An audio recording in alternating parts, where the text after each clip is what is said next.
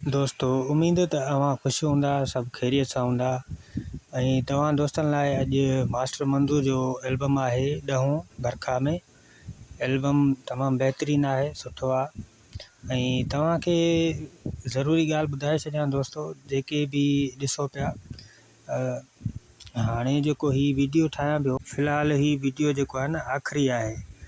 ऐं हिन वक़्तु मुहर्रम शरीफ़ जूं बसि तारीख़ूं अची वियूं आहिनि ऐं मां ॻोल्हा में आहियां, ॾिसूं था जे कवर कुझु अहिड़ा मजलिसूं अज़ादारी या अहिड़े हिसाब सां नूहनि जा कुझु मिली विया त अॻिते वीडियो ठाहींदुसि, न त 10 मुहर्रम खां पोइ ठाहींदासीं इंशाअल्लाह। कोशिशि इहा ई आहे।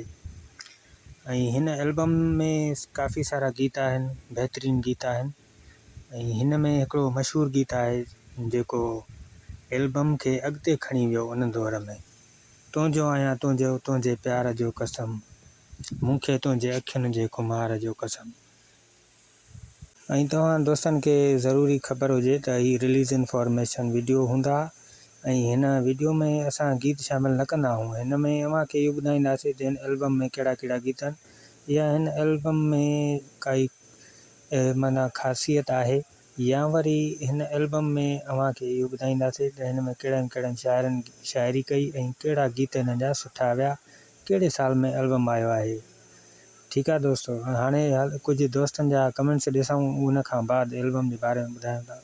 त हेॾां पहिरियों कमेंट्स कयो आहे हुबदार अली उजण साहिबु, ऑल VIP सॉन्ग्स लिखियो आहे। वहीद भाउ लिखियो आहे VIP सभई गीत। हुबदार अली उजण साहिबु लिखियो आहे 3 सॉन्ग मुंहिंजी पसंदि जो आहे, वॾी महिरबानियूं।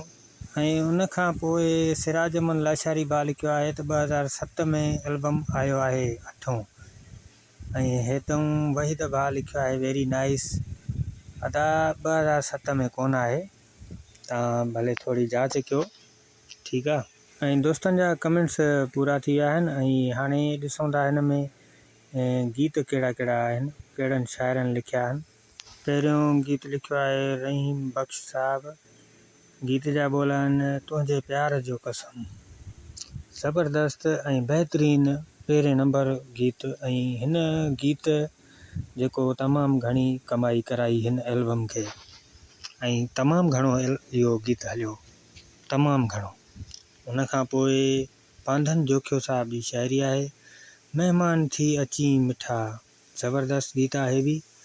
उन खां पोइ आहे वहीद हकड़े साहिब जी शाइरी आहे पिरी पींघनि में पींघा महलनि में, इहो बि सुठो हलियो, ज़बरदस्त हलियो। उन खां पोइ बचल बेवस जी शाइरी आहे जिते मिलणु थींदो हुयो पंहिंजो। उन खां पोइ आहे पीरल सोलंकी साहिबु। पीरल पुराणो शाइर आहे, पुराणो, काफ़ी गीत शमन मीराली खे ॾिना अथई। इन लिखियो आहे, गीत लिखियो अथई ओचितो विछड़ी वियो यार। उन खां पोइ वहीद हकड़े जी शाइरी आहे, गीत जा बोल लिखिया अथई दिलबर अचे ईद ते। उन खां पोइ शाइरी आहे ओ मौला यार मिलाए।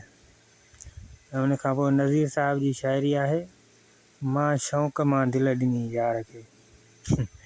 ऐं उन खां पोइ आहे गुलाम कादिर साहिब जी शाइरी आहे माशाअल्लाह सुभान अल्लाह।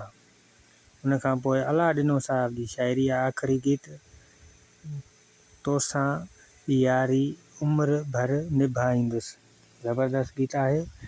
ऐं दोस्तों ॾिसो काफ़ी गीत हूंदा आहिनि जिन्हनि में शाइरी भली न हूंदी आहे, पर जंहिं गीत में शाइरी भली हूंदी आहे उहो गीत तमामु घणो हलंदो आहे। ऐं दोस्तों वीडियो कंप्लीट थी चुको आहे। वीडियो तव्हांखे पसंदि आयो हुजे त वीडियो खे लाइक ज़रूरु कंदा, चैनल खे सब्सक्राइब कंदा, पंहिंजे प्यारनि ताईं शेयर